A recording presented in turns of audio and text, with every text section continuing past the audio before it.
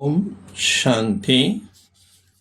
23/5/2026 சனிக்கிழமை. பாணி தரும் வசந்தம். இனிமையான குழந்தைகளே, ராவணன் உங்களை மிகவும் வேதனைக்குள்ளவனாக ஆகிவிட்டான். இப்போது பக்தர்களாகிய உங்களை ரட்சிக்கும் பகவான் உங்களுடைய வேதனையை நீக்குவதற்காக வந்துள்ளார். நல்ல குழந்தைகள் எப்பொழுதும் தாய் தந்தையரை பின்பற்றி சிம்மாசனத்தில் அமருபவர்களாக ஆவார்கள். முழுமையாக முயற்சியில் ஈடுபட்டிருப்பார்கள். அவர்கள் தந்தையிடம் உண்மையான உள்ளம் கொண்டிருப்பார்கள். உண்மையான அன்பு உள்ளமுடையவர்கள் எப்பொழுதும் ஸ்ரீமத் படி நடப்பார்கள். ஒருவேளை உள்ளுக்குள் நேர்மை இல்லை என்றால் நினைவில் இருக்க முடியாது. நீங்கள் பகவானின் குழந்தைகள் ஆகி உள்ளீர்கள். பகவான் பக்தர்களை ரட்சிப்பவர் ஆவார். நீங்கள் கூட பக்தர்களின் ரட்சகர்கள் ஆவீர்கள். பக்தர்களுக்கு ராவணனால் நிறைய துக்கம் உள்ளது. ராவண சம்பிரதாயம் துக்கங்களால் பீடிக்கப்பட்டுள்ளது. எனவே போலாநாத் தந்தையை நினைவு செய்கிறார்கள். பிரம்மா விஷ்ணு சங்கரை கூட படைப்பவர் தந்தையே ஆவார். நிராகாரமானவர் என்று அவரை பாடப்படுகின்றது. பரம்பிதா பரமாத்மா பிரம்மா மூலமாக படைப்பை படைக்கின்றார் என்பதனையும் அறிந்துள்ளீர்கள். உண்மையில் அனைத்து மனிதர்களும் சிவ வம்சத்தினர்கள் ஆவார்கள். பரம்பிதா பரமாத்மா பிரம்மா மூலமாக படைப்பை படைக்கின்றார். எனவே உங்களுக்கு பிரம்மகுமார் குமாரிகள் என்று கூறப்படுகின்றது. இருள் மற்றும் வெளிச்சத்தின் வர்ணனை சங்கமத்தில்தான் செய்யப்படுகின்றது. இப்பொழுது நீங்கள் மிகுந்த பிரகாசத்தில் வந்துள்ளீர்கள். சத்தியத்தில் நீங்கள் இந்த வர்ணனை செய்ய முடியாது. அங்கு இந்த ஞானமே இருக்காது. நிராகாரமானவர் ஆஸ்தியை சாக்காரமானவரின் மூலமாகத்தான் அழிப்பார் அல்லவா?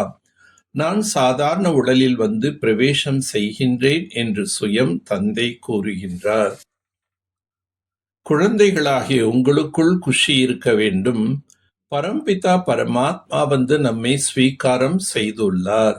ஷிவ் பாபா நம்மை பிரம்மா மூலமாக ஸ்வீகாரம் செய்துள்ளார் என்பதை நீங்கள் தான் அறிந்துள்ளீர்கள்.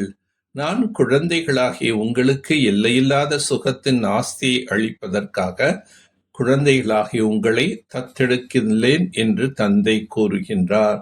நாம் தந்தையினுடையவராக ஆகியுள்ளோம். எனவே ஸ்வர்க ராஜ்யத்திற்கு நாம் உரிமையாளர்களாக ஆவோம் என்பதை குழந்தைகள் அறிந்துள்ளீர்கள்.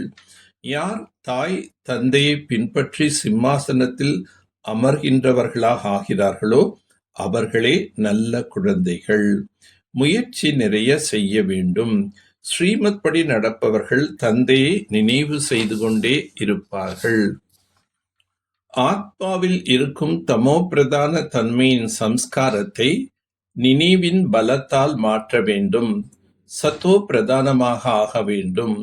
தந்தையிடமிருந்து ராஜ்யத்தின் ஆஸ்தியை பெற வேண்டுமென்றால் சதா நல்ல குழந்தையாக ஆகி ஸ்ரீமத் படி நடக்க வேண்டும். உண்மையான தந்தையிடம் உண்மையாக இருக்க வேண்டும். தாய் தந்தையை முழுமையாக பின்பற்ற வேண்டும். ஞான ரத்தனங்களை தானம் செய்து கொண்டே இருக்க வேண்டும். தன்னுடைய மாற்றத்தின் மூலம் நிரந்தர வெற்றியின் அனுபவம் செய்யக்கூடிய உண்மையான சேவாதாரி ஆகுக. எவ்வாறு நிரந்தர யோகி ஆகி இருக்கின்றீர்களோ அதுபோல நிரந்தர வெற்றியாளர் ஆகுங்கள். அப்பொழுது உண்மையான சேவாதாரி ஆகுவீர்கள். ஏனெனில் வெற்றியாளர்களாக இருக்கும் ஆத்மா ஒவ்வொரு எண்ணம் ஒவ்வொரு அடியில் வெற்றியின் அனுபவம் செய்யும் பொழுது அவருடைய இந்த மாற்றத்தை பார்த்த அநேக ஆத்மாக்களுக்கு சேவை தானாகவே நடைபெறுகின்றது. அவருடைய கண்கள் ஆன்மீக தந்தையின் அனுபவத்தை செய்விக்கின்றன. நடத்தை தந்தையின் சரித்திரங்களை காட்சியாக காண்பிக்கின்றன. நெற்றியின் மூலம் நெற்றி மணியின் காட்சி கிடைக்கின்றது. இவ்வாறு தன்னுடைய அவ்வக்த முகத்தின் மூலமாக பரமாத்மாவை வெளிப்படுத்துவார்கள். அவர்களே உண்மையான சேவாதாரி என்று சொல்லப்படுகின்றது. சிறப்பு தன்மைகள் மற்றும் குணங்கள் வள்ளல் கொடுத்துள்ள பரிசு ஆகும். வள்ளலை பாருங்கள், மனிதர்களை அல்ல. ஆன்மீக ஸ்திதி பயிற்சி மூலம் வாயு மண்டலத்தை ஆன்மீகமானதாக ஆக்குங்கள். அப்போது மற்ற அனைத்து விஷயங்களும் தானாகவே சரியாகிவிடும். அனைவரும் ஒரு வழிப்படி நடப்பவர்களாக மற்றும் ஏக்ரஸாக ஆகிவிடுவார்கள்.